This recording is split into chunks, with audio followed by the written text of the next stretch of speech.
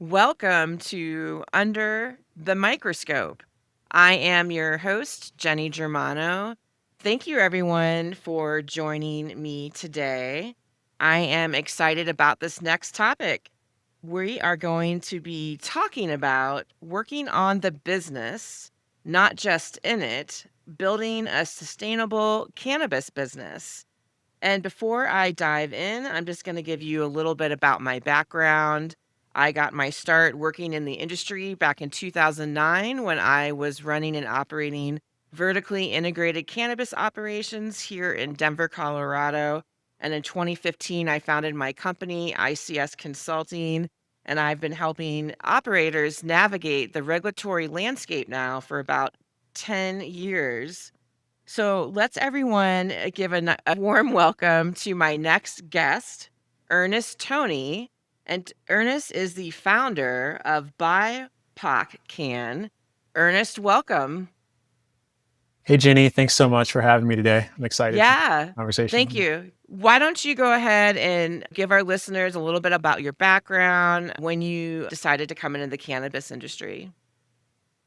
Yeah, sounds good. Yeah, so I moved to Denver, Colorado in 2011. That was a year before Amendment 64 passed, which was that landmark legislation which made Colorado the first state in the US to have an adult use uh, cannabis market. And I was originally born and raised in Virginia. I went to school out there, studied kinesiology, which is like exercise science, and sport management. So when I moved out here, I was working in the health and wellness sector. And but I've always been someone that had been interested in economics and changes in legislation and just like new markets and opportunities. What was happening here locally really caught my attention. And that's when I started to pay attention to what was happening in our backyard. So for, I guess, the first few years that the industry opened up, I was really just paying attention and trying to learn about it. I didn't think that it would be where I would turn to for my career in business, but that's what happened. I was working in sport until around 2018. And for about 5 years, I was managing national events and competitions for the sport of ultimate frisbee. We were traveling all around That's the US, crazy. and I was in charge of making sure that the adults could participate in these really competitive events and national championships. But it just so happened that while I was working there, I had built some relationships with folks who were currently working at the time. They were working at MJ Biz Daily, Marijuana Business Daily.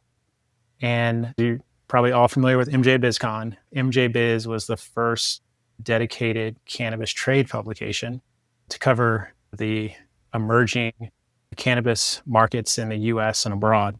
And at the time when I transitioned into the industry, I had leveraged those relationships to, I guess the relationships led to an opportunity for me to work on their team. So for 2 years was in charge of their global marketing and partnerships. That's cool. I learned a lot about the industry really quickly, traveled all over the world. But in 2020, COVID happened and we could no longer have big in-person events. And it was around that time that I decided that I wanted to go out on my own. And if you recall back in 2020, there's a lot of social justice issues and Yep. conversations happening. And it felt like one of the hot topics for a few years was social equity. And from where I was sitting, it seemed like all of the ways to address social equity were policy driven. People were talking about how do you create programs that can create access to licenses.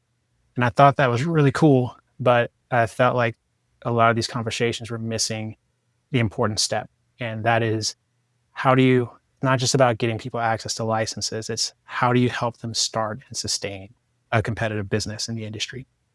And so I recognized that there was a gap in the market, problem that needed to be solved, and I wanted to do something about it. So I started my company, BIPOCann, and the focus was really to address entrepreneurship and ownership gaps for minority and underrepresented people in the industry.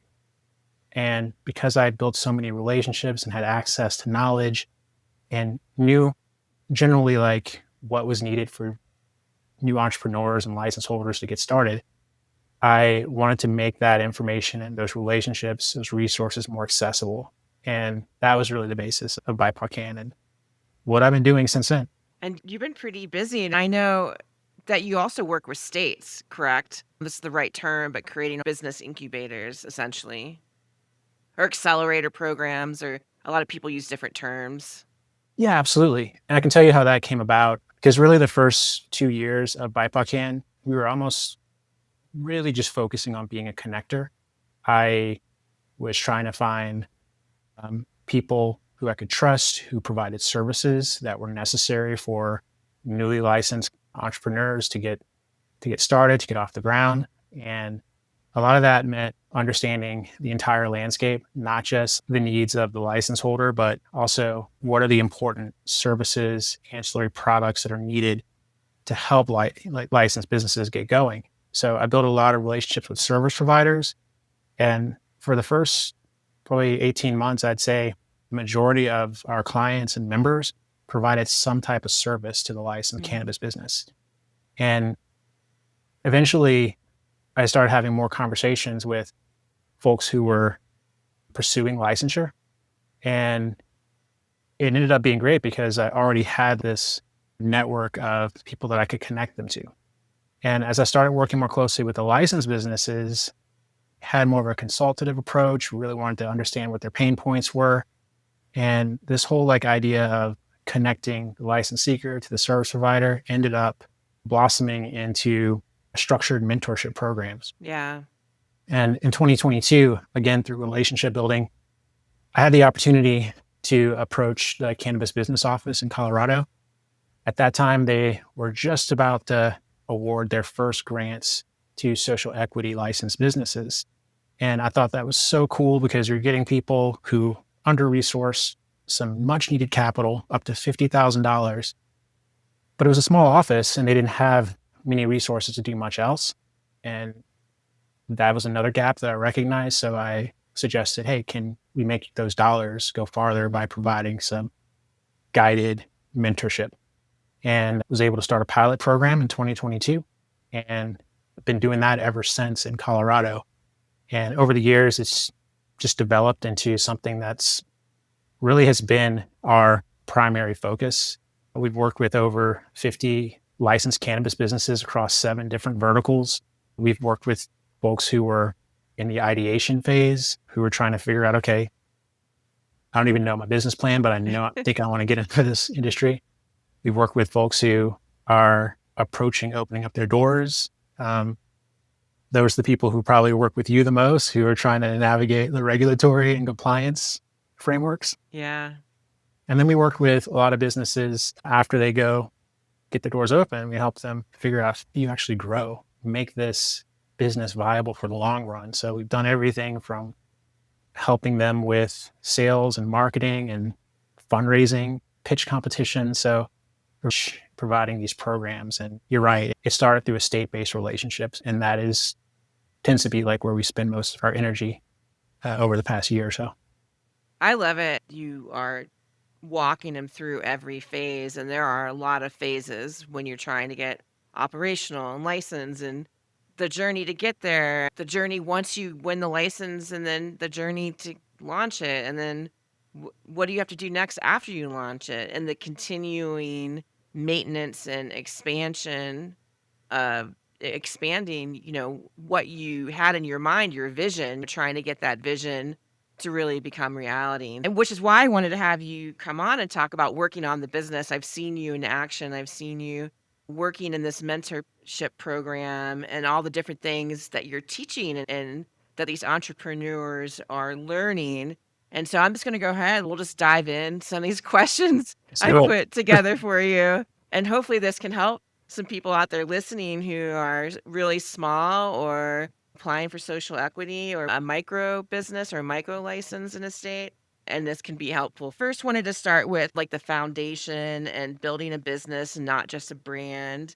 And if you could explain, like, what does working on your business actually mean in case somebody, Jenny, what the heck is working on? I am working on my business. But I think it's split up into two different things, working on it versus in it.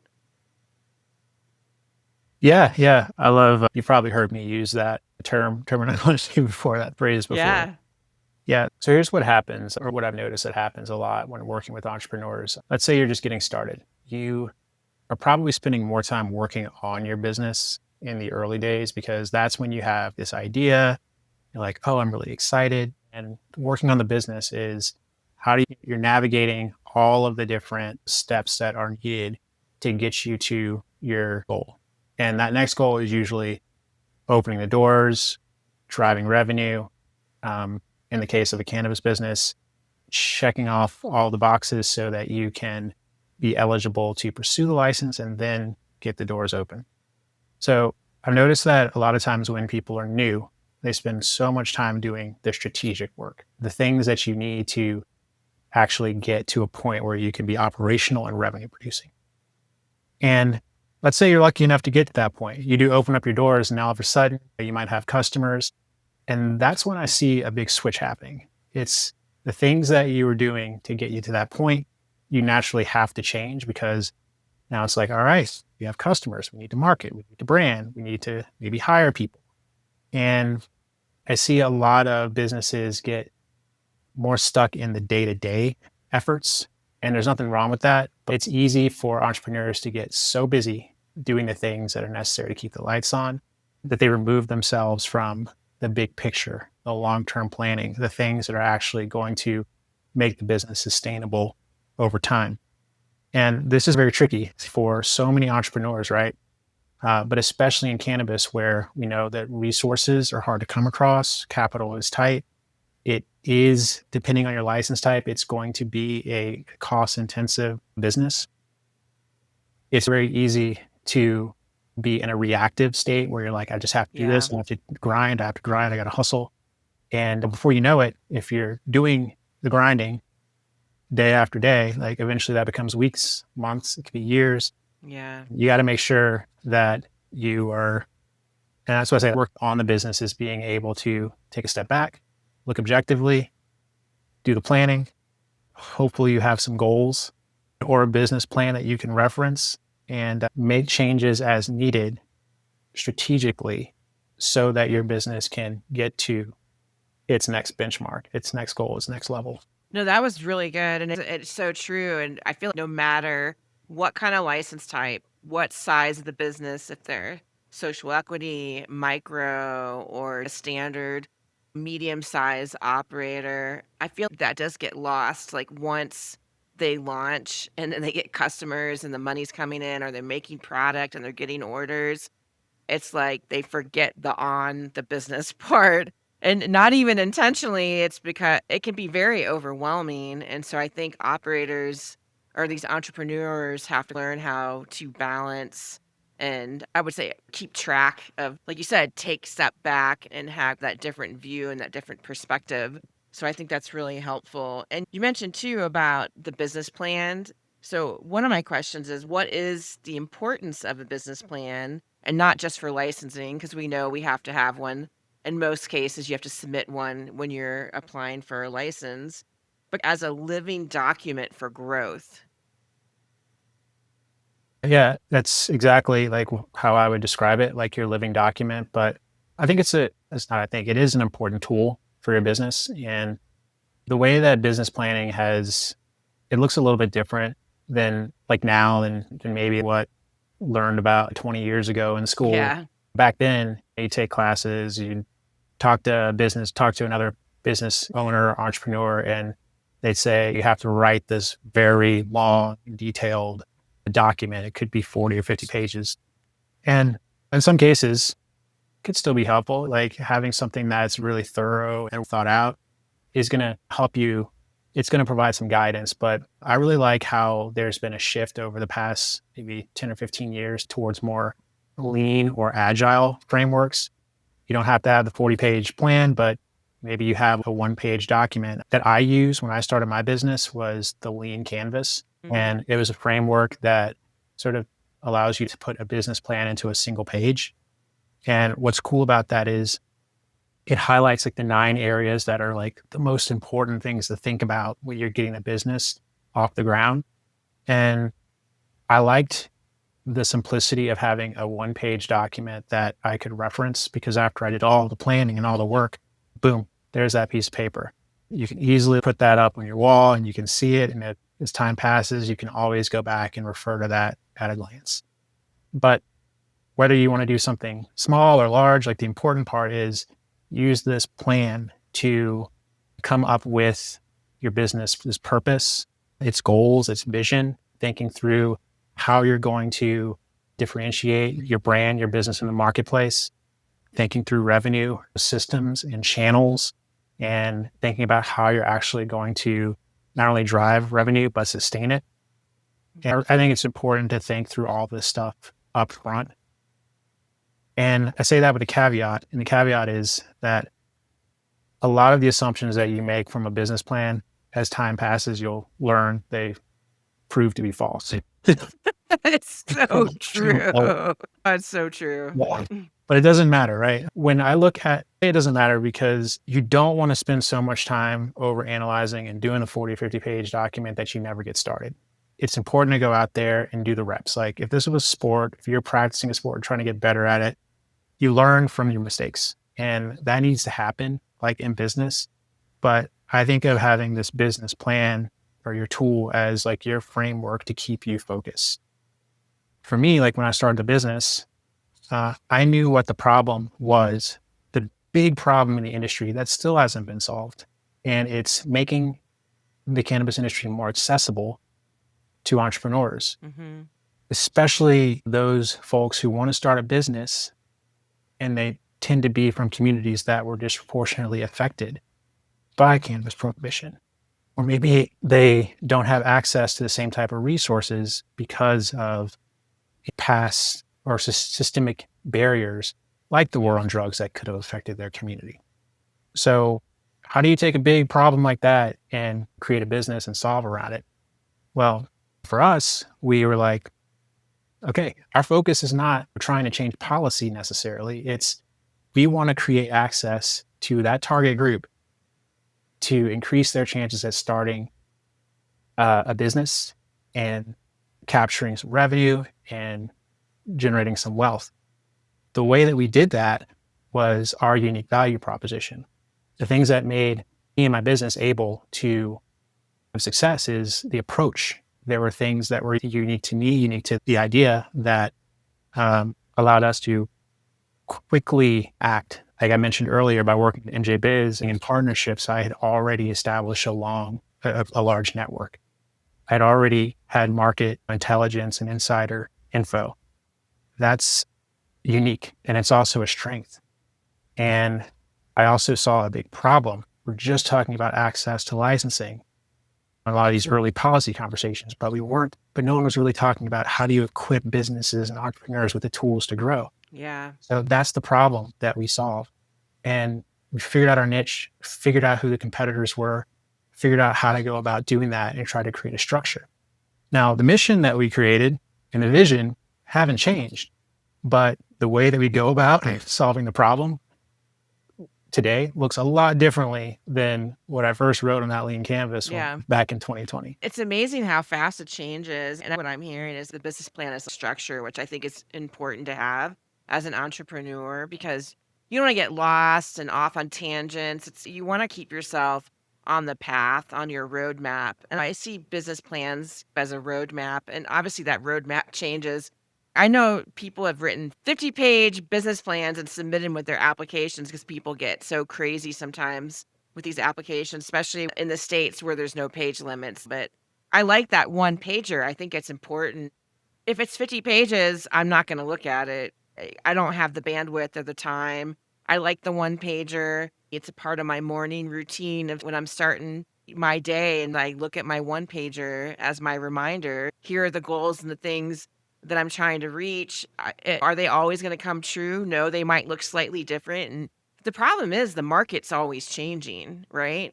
So unless you're like updating it every day to match the market, it's always going to look a little bit different because the cost of materials go up and down. Maybe the cost of licenses entering and exiting the industry go up and down. People come and go, and everything's always changing in the industry. And in some markets, there's oversaturation. In other markets, they're still just getting their feet off the ground and figuring out the regulatory framework. What about a proforma? Is that really important too for these entrepreneurs? Yes, it is important. And it can be important for a few reasons, especially like when you were trying to figure out like your financial projections of something that give you an idea of how your business is going to function based off of your planned revenue, expenses, and looking at that over time. It's also important if you are someone who needs resources. I would say like the majority of entrepreneurs are bootstrapping it at first. It's startups, and you always hear about like the things that capture the headlines are a company over here was able to raise X million dollars. And that's not really like the norm, not especially like in today's um, market. But if you are looking to have an outside investor, it could be a VC, it could be Yeah. an angel investor, friends or family, if you're looking to work with a bank for lending purposes, understanding like the financial situation, health of your business is never a bad thing. It's all it's going to do is, if anything, de-risk the investment. Because a lot of times, like when you don't have the capital and you're not generating it through your own internal sales channels, if you are looking for outside assistance, then the best thing that you can do is show that company, that individual, that investor, that why providing funds to you is not a risk. So that pro forma can be an important tool. And essentially, isn't it just basically laying out what the money is going to be used for in the business, the different phases, and what is being spent, whether it's Yep. compliance or the build out or the brand or the packaging and the recipes and all that? Yeah, absolutely. You want to know exactly like where the dollars are coming from and where they're going. I always say when it comes to budgeting, every penny has a job. And I would say, especially for licensed businesses, finding a good cannabis accountant is going to be so important. Oh, yeah. This is not just any other industry. And there are real barriers that can have a real impact on your earning potential and your tax liabilities. A lot of people have heard us talk about 280E, like that section of the US tax code that prevents certain licensed cannabis businesses from taking basic business deductions. A lot of just general accountants who don't know cannabis aren't going to be aware of that. And so, yeah, I related to the pro forma conversation, a big encouragement that I always say is find somebody like cannabis accounting that can help you. Yeah. And I always say CPA, Yeah. somebody who has experience with 280E. And there is a big risk and liability if you're not using the correct bookkeeper or accountant. You want to have somebody like a certified CPA or somebody who really understands 280E, because that tax code, it could really damage or hurt your business. That's right. What kind of common mistakes are you seeing like in the early stages when they're skipping these steps or these things that we've been talking about already? Some people, I know I'm the type of person, I've always been this way, that more of a planner. Like I want to think things through. So I put the time and the energy into the planning up front and Yeah. and then act so that I can, really be focused on. Not everyone operates that way. Yep. Some people are just like, I want to get in there and do it. Um, I probably more of a mix of that when I started. But I wanted to have some type of guidance to keep me focused. One of the things that, and I don't want to say that it's a mistake, it's just something that happens, especially like if you're a new entrepreneur, if this is your first time and you're so excited about this industry, you're going to see opportunities everywhere. Yeah. And, and I think that when those opportunities are presented, it might be things that you seek out, or maybe that someone hears that maybe you just won a license or you won a lottery and now people are interested in you.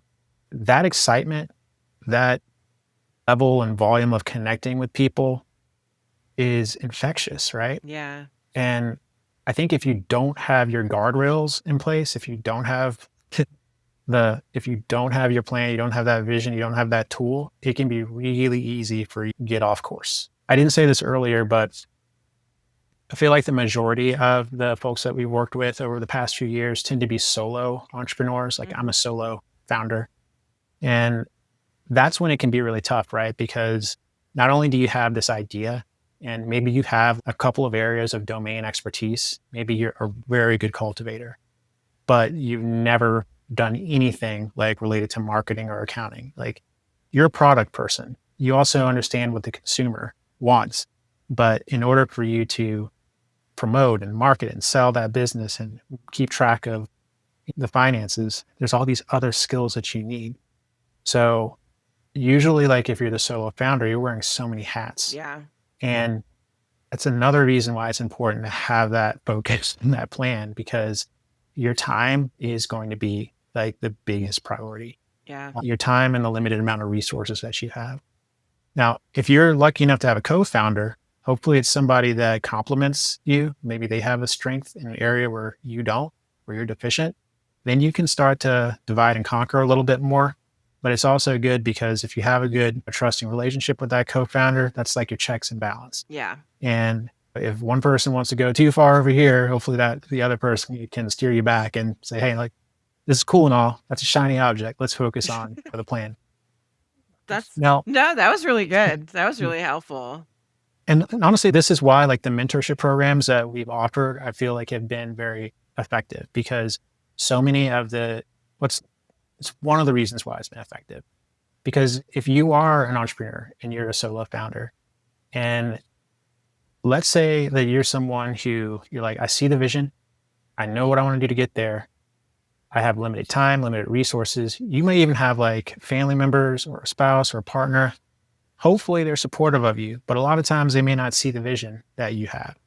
So you have all these ideas, you're trying to do it all, you're stuck in your own head. You need to have somebody, some Yeah. support system to work with. And the mentorship programs that we've offered provide that. Not only are you getting guidance from people who've been there, but we also try to create a community around that with other people who are going through the same problems. So same experiences, people that can be vulnerable about failures or things that they're experiencing, but also can be encouraging. And whether or not you ever consider working like with me or doing a mentorship program we offer or not, I would encourage any entrepreneurs to make sure that you have some supports, that you have like your support systems. It's And true. usually it's good to find another entrepreneur or a mentor who can keep you focused. So Yeah. It's very true. I think in my early days of my business, I always felt like I was on an island, like all by myself. And that I just kept thinking, my gosh, what am I doing? This is crazy. And luckily, I had a couple other people who were starting their businesses, and then we decided to have a once a week call to support each other. And I think, too, like the challenges that you listed earlier, that is a challenge when you do win a license or you're solo, that all these shiny objects start showing up in front of you, and you're like, oh, that's exciting. Let me go here or there. And there's no guardrails, like you said, in place. It's very easy to get off track and slow your progress down because you're getting pulled in a bunch of different directions. Those were definitely good examples. I'm going to dive into funding and access to capital. Can you discuss some of the challenges that micro-sized operators face when it comes to funding and access to capital and social equity licenses? yeah, of course, there's so many challenges. I'd probably say over the years, if I interview 10 people, 9 of them are going to say their biggest barrier is access to capital. Yeah. And it doesn't matter if they're a new business or if they have some revenue history and they are generating sales, it tends to be the biggest barrier. Now, so why is that? The biggest one, I would say, is that the cannabis industry is still federally illegal. Now, there's 40-ish where there is like a state legal market, but cannabis is still a Schedule 1 substance. And we were talking about 280E. If you're trying to sell a controlled substance, such as cannabis, then the government's happy with happy with you paying your taxes for the revenue Yep. that you earn, but you're not allowed to have access to the same type of business deductions that a business that is not on Schedule 1 or 2 can take advantage of. So any type of service-based business, those, anything that's not selling like a controlled substance, you can start writing off expenses. The other challenge with that is because of the industry's the nature, and because it is still federally illegal, not as much access to outside capital in the industry. Yeah. Now, there are like banks and financial institutions that you can work with to get accounts started. There are some like in cannabis, like endemic businesses that provide lending.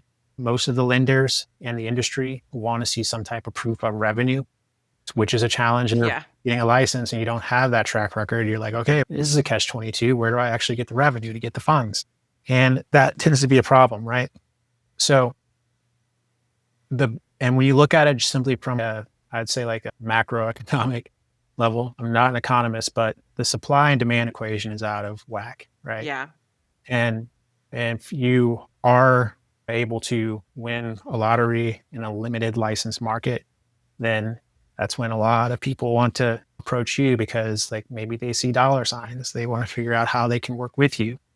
People who are more well resourced know that if they want to lend money, they can pick and choose the business that they want to work with, especially the newly licensed ones. It creates an imbalance in the relationship. It is a type of thing that allows a lot of more resource people to go to a new license holder and say, I will give this Yeah. capital in exchange for a much higher percentage and equity in your business than what you want to give. And a lot of times license holders don't have a choice. They're like, okay, I'm not getting these funds from anywhere else. The only viable path that I can think of is to give up 49% of my business. That's tough. Yeah. So there's some real barriers there. And then the other one, I talked about like the systemic issues that come from cannabis prohibition. A lot of folks who are eligible to win licenses through social equity programs are coming from disadvantaged communities. Some of those communities just weren't, they're not wealthy communities. A lot of the communities of color were the ones that were disproportionately impacted by the war on drugs. And let's say back in the day, like an uncle had a cannabis charge, Mm-hmm. or father had a cannabis charge, and now they're locked up for years. That's taking opportunity away from the family, from the table. Um, People might have a charge, just slap on the wrist, but they're still getting denied opportunities to get education, to get jobs, to increase their earning potential. And Mm-hmm. these are the same folks who are the the ones who are winning the licenses. So if they don't have a lot of resources to begin with, then they have to figure out, okay, where is that going to come from? So again, like just the reality, the history of this plant, the way that licenses are being delivered creates lots of problems when it comes to access to capital. I think you nailed it. You hit the things that is basically what's going on with the access to capital. And even like myself, I can't even go into Wells Fargo and get a loan for my Mhm. own business, and I don't even touch the plant. So it is challenging out there. That is a reality. And I remember like when I started my business, we don't touch the plant. We're service based, we're consulting. But I remember thinking about just how difficult it was. Okay, I had to find like a friendly banking institution and then to drive like really far away to go there, and you're spending like an afternoon and you have to have all these documents, and then you're just getting grilled. What are you doing again? What are you doing again?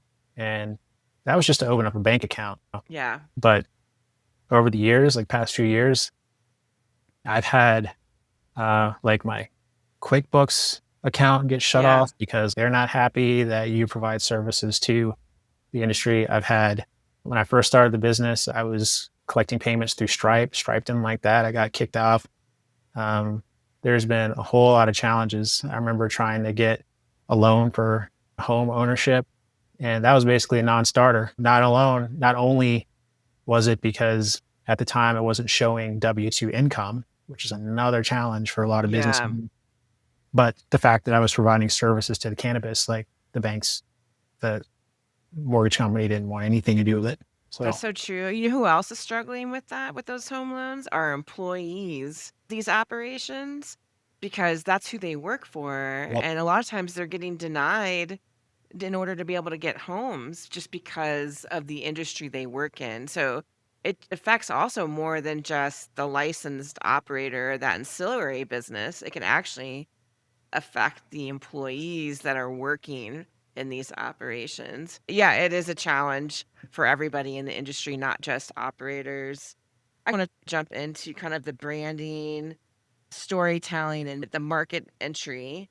One thing is I always liked about what you've always taught all the entrepreneurs that have come through your program, how important it is to have authentic storytelling.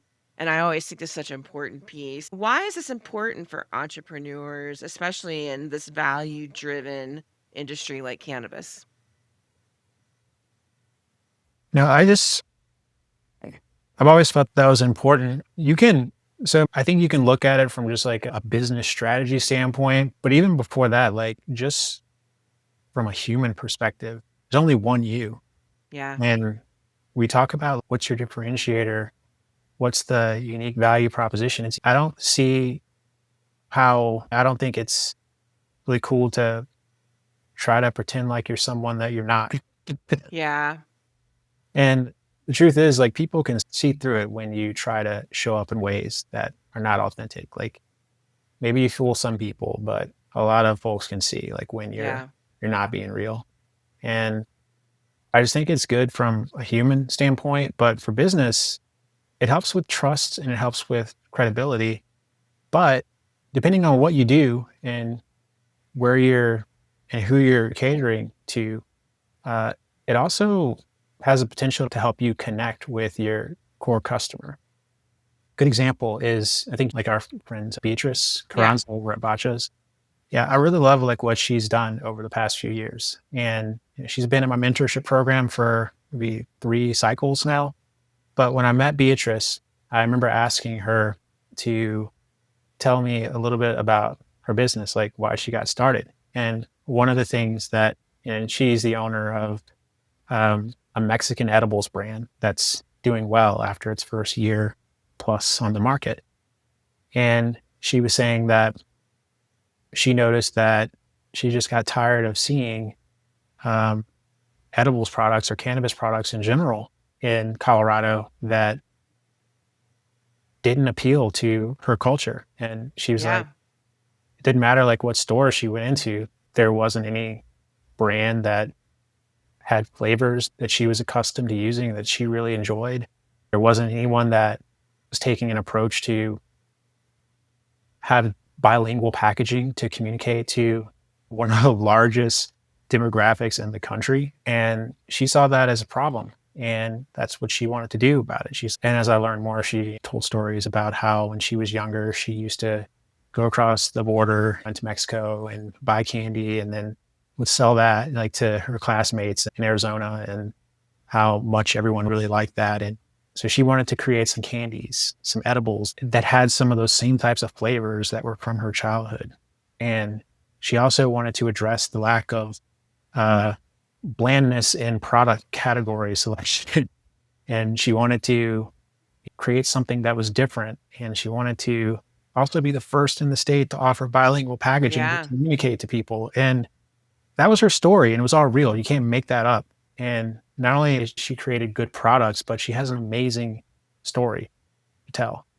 And she can own that legitimately.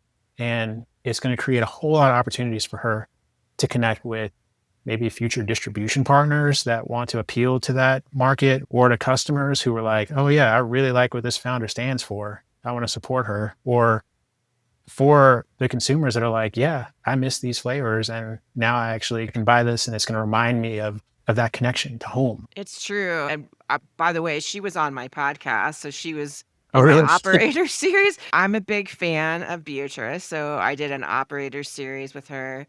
It's so funny because I grew up in an Italian culture, and we talked about flavors and smells and things that trigger memories of family or community and whatnot. Just if I go to an Italian fair or festival, we're not heavy Italian in Colorado like the East Coast, but they have Italian festivals here, and there's certain smells in the air that remind you of home. It would be the same for if you were at a festival celebrating Latinos. or the Hispanic culture. And so I really connected with her with that. And we talked about how important the connection is with being authentic. And I think for me, when people are authentic, I can connect to that because I don't want to pretend to be something I'm not. I want to be able to be myself. She knows her why and she Mhm. knows why she's doing it. And I really applaud her for that. Yeah, for sure. And she is a good example of how you can incorporate this identity from yourself, this authenticity into your brand, and then address an unmet need in the marketplace and then build a brand around that. And ultimately, I think that for a lot of businesses that are trying to get started and say, hey, I want to solve a problem, that's huge if you can connect all those dots and understand your market, tell your story. Of course, like you want to make sure that there's actually like a market that, you can serve, or you do something where you can create the conditions uh, to meet the needs of this market that you want to support. Yeah, and that kind of I wanted to ask one question too, because this actually reminds me of Beatrice and her story and all the things that she shared with me. What is the reality for how long it can take for one of these social equity or micro-sized business to get to market and to get to their target customer, whether it's like B2B or B2C? Because it seems like it's taking 2 to 3 years for people. In general, it feels like that time frame is about right, but it varies, of course, depending on but it varies depending on a lot of things. If again, part of it has to do with the license type that you're doing. If you want to have a brick and mortar location, say you want to have a retail dispensary, there's going to be a lot more regulations that it feels like you're going to have to pay attention to. Part of that is you're going to be looking at zoning laws, making sure that the real estate is outfitted to support the needs for opening. That's especially if you're doing it from scratch. You can also, if you're trying to retrofit a building as opposed to acquiring one that has already met the requirements. A lot of times it's easier to get the license at the state level, and Yeah. then people get hung up at the municipal level. There's just like a lot more regulations that are involved there. So for a brick and mortar business, it always feels like they open longer than what the entrepreneur and license holder thinks they will. Especially when you get into those consumption lounge, those Yeah. hospitality licenses, they're brutal. So I know people are struggling to open those right now.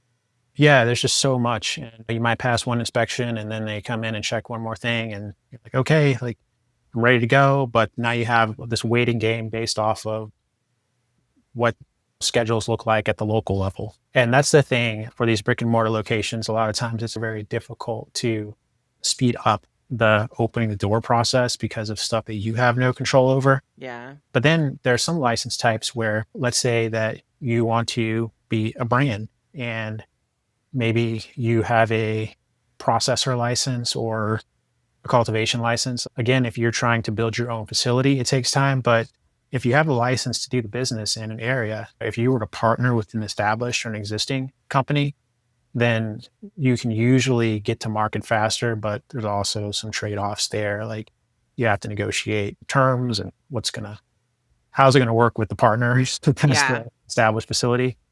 But I'd say it really just depends on the license type first. The next thing I'd say is um, the market's going to play a role too. One of the things that I often hear people say about in Colorado is, oh, it's hard to get started because the market is saturated. Um, and I do agree, like, there are some challenges. A lot of times, the good retail has already been taken up, especially like if you're in a metro area like Denver. But trade off to that is you have an established market here. There's a whole lot Yeah. of, you know, people, there's vendors, there's businesses, there's buyers, there's employees that have all embraced this industry. In some of the emerging markets, you might have a faster on ramp period, but you have other challenges because you don't have the actual industry and infrastructure to support it. I don't have a I don't have a good answer. It just varies. No, I think it's good. And I think too, another piece about sometimes people look at the saturated market as a negative. I see a lot of positive attributes about it. For example, I can look at the market and see what's missing in the market because everything's already out there. I can look and say, what aren't manufacturers producing? What's missing? Who are they leaving out? What customers are getting left behind and not getting the things that they need? Which is where Beatrice fits in because with the flavors, right? And when we get down to it, a lot of people use the same flavors: strawberry, cherry, blueberry. Like they all do this same thing. I know there's some brands out there that kind of mix stuff now, but for the most part, people just use popular flavors. So I like what she's doing and that she's tapping into that. It's a really good way to take advantage of that saturated market, which kind of leads me to my next piece too about relationship building. I really think it's important to talk about this. I don't know where I would be without the skill set. And just so you know, it's taken me 10 years to work on this, building the skill set to build relationships and to be collaborative, to learn how to be collaborative. It took me a long time to get over the hump of learning what it meant to be a good collaborator and working with people and creating those funnels and generating business for myself. So if you could just talk a little bit of why that's so important for these entrepreneurs. Oh, it's huge. And it's something that like I'm seriously have been preaching probably for over 10 years. And maybe I'll share just a personal anecdote. Everybody hears that cliche. It's not what you know, it's who you know. Yeah. And I remember coming out of college, finishing graduate school, and you couldn't tell me anything. I was like, okay, I'm just going to do so well because I've always had good grades and all this stuff. And what happens is I moved from Virginia, where I grew up, where I had a network, where people knew me, where people knew my schools, where there was more opportunity to pursue sports. And I moved all the way to the Southwest to Tucson, Arizona. I don't know anybody. Whoa. And, That's you a big know, move. I knew, I knew two people, right? Virginia to But Arizona, that's wild.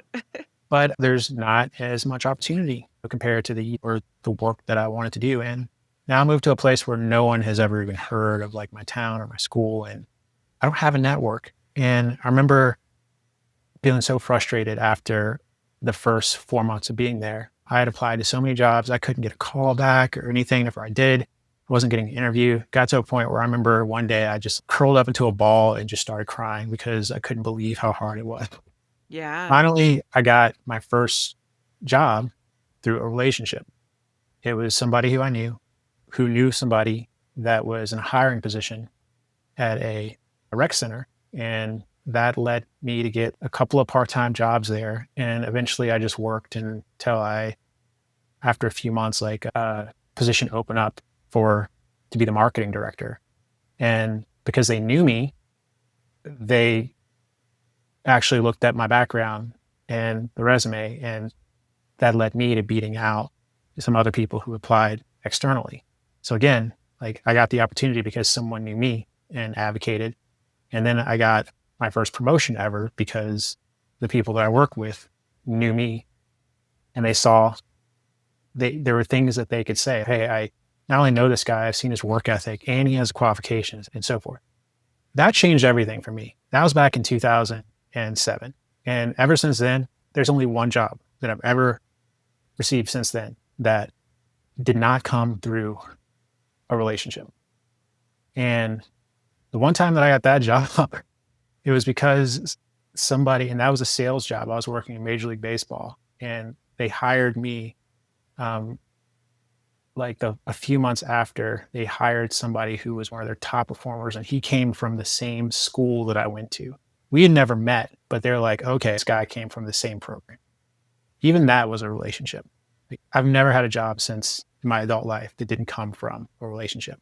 Yeah. And I believe like that much into it that when it came to me doing any sales and networking, especially when I started the business, I was like, I want to some relationships. In fact, when I got the job offer at MJ Biz, there was another company that offered me a position at around the same time in cannabis. And I would have ended up doing some tech work and a compliance type of role. And I looked at that opportunity and I compared it to, okay, I can do that, or I could work at the center of the industry that's bringing people together. Yeah. And that's the one that I did. I was like, I'm going to meet the most people and build the biggest relationships faster here. Yeah. That And was that's the one I smart. said. That was smart. And There's one thing I'll add. You could also just network to no end and just be like, hey, meet people. I'm going to meet more and more people. And at some point, there still needs to be some type of strategy behind it. I see far too many people getting introduced to folks and maybe they have a conversation. Maybe you have a great chat at a networking event, you never follow up. And there's a limited amount of time in the day. You can't follow up with everybody and be like deep friends with everyone. But one of the things that I always like to share is if you can find ways to also be a resource and give value first, Yeah. you may not necessarily, it may not be like, it may not ever be like a one to one. So it's, oh, I helped this person and now they're succeeding. They're going to come back and give me something for that. But it feels like the more that you're giving, the more that you're being a resource and the more that you can show your value first, that eventually that delayed return on investment comes back to you. And I've always tried to be mindful of that, even if it gets to a situation where it's, yeah, this person would be great to work with. I wish they would pay me and be a client, but you know what? I'm going to do this anyways, and I'm going to help, and I'm going to Yeah. be provide value. I did that a lot, especially when I got started. Some people might hear that and be like, "Oh, that's crazy! Like, why are you giving away?" But I do feel that what's cool about this industry and what's really going to keep it connected is that feeling of community. Like we're all trying to learn together, and it's still so easy. It's still so new. Seriously, like we're just a little over 10 years since Colorado had adult use sales. And it does feel like at times it's easy to say, hey, it's slowing down industry, the state, the market's in decline. We're just one piece of legislation away from the floodgates We opening. are. And what's going to be important is, and that's another conversation for a different day, because like Yeah. when all of that stuff that we've been asking for comes this way, really quickly, we're going to see what big business looks like. And I fear, but won't be surprised if a lot of the folks who don't care about equity right now, who are single license holders, will find themselves in positions where they're like, this isn't fair. I need to have access. All these big players are coming in. Yeah. How can I get a piece of this pie? And this is the same type of question, the same types of things that folks who have that equity status right now are trying to do. How do you get access to resources and relationships and so forth? It will be interesting to see that table flip and see and how everyone's going to handle it. And wrapping up, is there any just like one tip you can leave listeners with that might be helpful for those who are tuning in today? Yeah, I know there's so much more we could talk about, but Yeah. two things really, just that, and that whole, I guess, when you're thinking about community and relationships and access. Yeah, one of the things that we were trying to do in our efforts we worked so hard to build relationships and trust and credibility that if we can then find resources and partnerships and tools that can make it easier for someone who is behind us to get involved, we try to make that available. And that even when we've done the mentorship programs in the past, like a lot of this like basic business fundamental and foundations work is stuff that we're being authentic. Like we went through this. Like I teach the SWOT analysis and lean canvas because we did that. I know. So yeah, please seek us out if you're interested in just having a conversation or if you've hit a roadblock and you need some help. The other thing I'd say too is just know that entrepreneurship is hard. It doesn't matter if whether you're in the cannabis industry or not. Jenny, you said that it might take 3 years or so to open up your doors. Well, think about that. Some businesses, it takes, and that are not in cannabis, it might take 3 years for them to actually figure out how stuff works Yeah. and generate revenue. And for a lot of these license holders, it's taking that long just to get the doors open. While you're going through that process of opening up your doors and getting that first sale, there's still a lot that you can do to work on the business, the relationships. It's learning about entrepreneurship. It's figuring out more about the market and the brand building, and even trying to build those relationships with potential buyers now so that when you open up your doors, you can immediately have people that want to do business with you. Yeah. Those are just some thoughts that to leave. No, it's Well, great. No, I think really valuable information. I really appreciate you. I wish we could do 2.5 hours of this because I think there's so much to talk about, and it's really hard to squeeze it into 1 hour. So I really appreciate you being my guest today. For those listening, I am going to post Ernest. His information will be listed on my YouTube channel in the comment section and the description section, as well as if you're streaming the podcast. And so for those who would like to stream it, this podcast will be available on Apple, Spotify, or iHeartRadio, and wherever else that you like to listen. And then you can also subscribe to my YouTube channel, which is Under the Microscope with Jenny. And thanks again, Ernest. This was awesome. I've been wanting to have you on for probably the last 5 months, so I'm excited I finally got you on. Hey, thanks, Jenny. This was fun. Yeah, we got to do it again. We definitely know this was really helpful and really good information.